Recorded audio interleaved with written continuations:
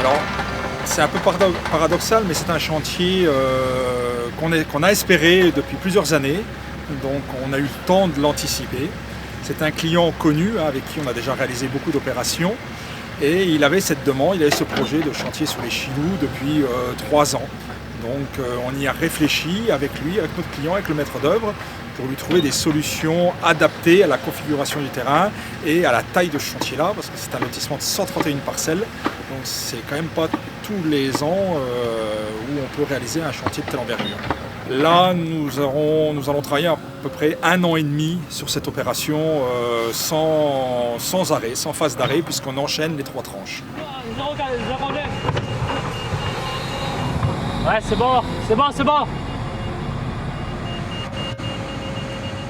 Alors moi je suis poseur canalisateur Oui, ça c'est vrai. depuis 5 ans.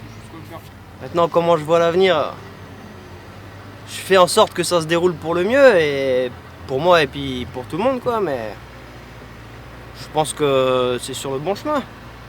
On parle de solidarité dans Oui. les TP, Oui. c'est quelque chose qui te parle? Ah oui. Bah, nous on est très solidaires dans l'équipe. Hein. S'il y a au niveau du travail, au niveau de tout, hein, de l'entente, on est plus des frères que des collègues au final. Et ça tourne mieux. Et je pense que les anciennes méthodes, enfin celle qui m'apprend quoi, je pense que c'est ce qu'il y a de mieux. Ça fait un bout de temps que j'ai commencé dans le TP, j'ai commencé avec les anciens. Où on n'avait pas encore tout ce qui était laser tournant, les lasers pour le canard, tout ça. On travaillait tout avec des nivelettes, avec des fils à plomb. Aujourd'hui, on a plus de facilité, on a plus de moyens pour pouvoir travailler. Avec le lever GPS maintenant, tout ça, c'est beaucoup plus facile. Mais je montre quand même tous les petits jeunes qui intègrent l'entreprise qu'il y a plusieurs façons de travailler et pourtant on fait on obtient le même résultat. Alors, ça les intéresse, ils découvrent. Et une fois qu'ils ont compris l'utilité, ben même eux qui sont convaincus que c'est pas inutile, c'est un plus. Et surtout, avec les méthodes que je dis, avec le système de nivelette, c'est visuel. Vous le voyez, même que le chantier n'est pas fini, vous le voyez ce que ça va donner. Donc je suis simulaire TP depuis un peu plus d'1 an maintenant. Je suis en alternance, donc je travaille un peu à l'école et je suis sur le chantier et au bureau un peu donc chez Muller le reste du temps. Je fais des périodes assez longues, donc ça me permet un peu de voir un peu tout chez Muller TP. Je fais un peu de bureau où je suis un peu le chantier sur la phase de préparation. Et après, comme maintenant, je fais un peu de chantier pour découvrir l'exécution. Et voilà, c'est ça, à l'école on voit un peu la théorie actuelle. Et là je vois de la pratique avec où on travaille vraiment, c'est bien, ça se passe bien, ça avance bien. Donc voilà.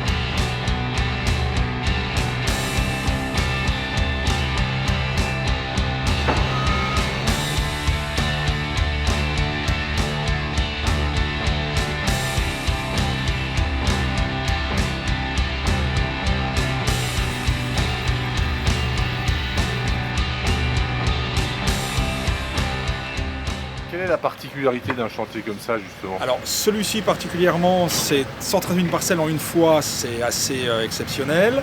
Un terrain très accidenté et une contrainte qui n'était pas tout à fait envisagée au départ, c'est l'intervention des archéologues qui nous auront mobilisé le chantier, une partie du chantier pendant 6 mois. On est en train de décaper pour mettre comment dire, déterminer les bords des structures. Donc là, on voit la limite, ici. Tout ce qui est gris foncé, comme disait Cyril. Ça peut être soit des fosses, soit ça peut être des trous de poteaux, donc les fondations de bâtiments, de clôtures. Mais ça, on le saura que quand on aura coupé en deux notre structure et qu'on verra en coupe la forme que ça a, et puis s'il y a du calage en pierre, si c'est posé sur quelque chose ou pas, est-ce que le sédiment est différent. Un petit bâtiment qui traîne sur le côté là. Donc c'est le premier bâtiment qu'on a eu sur la fouille. Et du coup, je les prends en photo pour l'illustrer, pour pouvoir le mettre dans le rapport, pour pouvoir comparer ce qu'on aura aussi, ce qu'on va avoir avec la DAO, ce qu'on a dessiné nous, ce qu'on aura dessiné aussi en plan, donc tout ce qui sera prise de plan au GPS. Et tout ça, ça va nous servir à illustrer le bâtiment. C'est une réelle contrainte. On a stocké pour les archéologues plus de 50 000 m3 de déblais. Donc les travaux se sont faits dans de bonnes conditions durant cet été. L'été s'est prolongé jusqu'à il y a un mois à peu près. Donc effectivement c'était presque agréable de faire ce genre de travail. Seulement aujourd'hui il faut remblayer toutes ces fouilles archéologiques. Donc aujourd'hui on a un délai très très contraint avec des conditions météo comme on peut le voir aujourd'hui qui sont très défavorables. C'est l'intérêt aussi de notre entreprise de pouvoir mobiliser les moyens de la région. Un seul interlocuteur vis-à-vis de notre client en termes de coordination, c'est le top. Donc là sur ce chantier-là, ce sont tous les métiers de la région, tant terrassement, tant VRD et tant réseau sec. Donc aujourd'hui on a mobilisé des moyens des SLD, on a mobilisé du matériel de Guintoli, le matériel et les effectifs de Muller bien sûr, et l'ACI, notre filiale réseau sec, qui réalise la mise en souterrain des réseaux, électricité, gaz, éclairage public sur cette opération.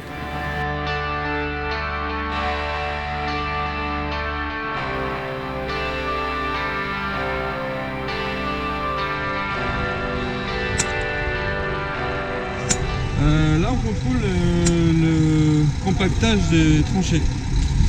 Le compactage, voir s'ils ont bien respecté les couches et voir l'ouvrage s'il est correct à ce qu'on attend. Et vous descendez jusqu'à quelle profondeur là? Alors jusqu'au lit de pose. Le lit de pose, donc c'est le tuyau du bas, le fil d'eau, moins 20 cm. D'accord. Au lit de pose. Ce qu'il y a sur ce tronçon là, ça fait 1,90 m.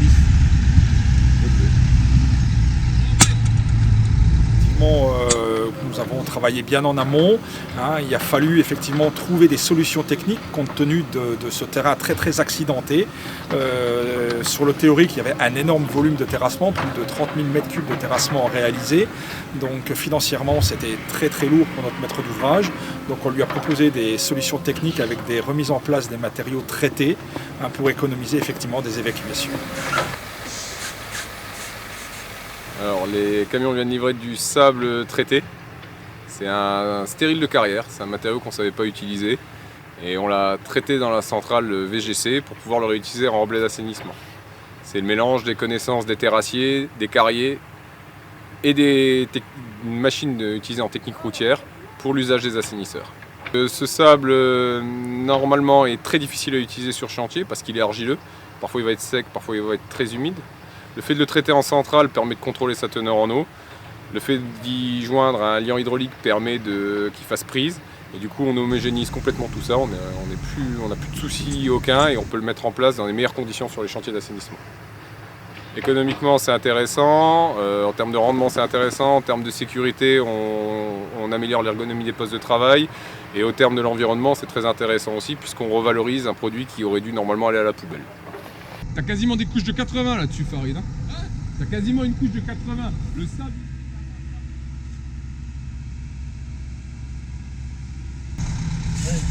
Ça sert à quoi? Ça sert à commander à bien emboîter les tuyaux quoi. Après c'est obligatoire de mettre les savons quoi. Après c'est pas n'importe savon qu'on met quoi. Chaque tuyau a son savon quoi.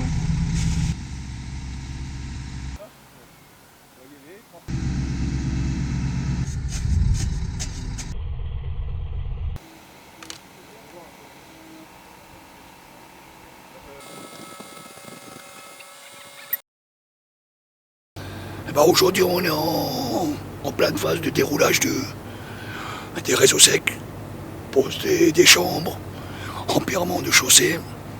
C'est pas la météo idéale, mais on fait avec.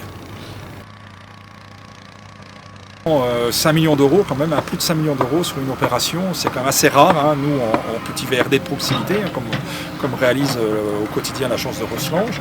Donc effectivement c'est un chantier d'importance pour nous, avec un client connu et reconnu.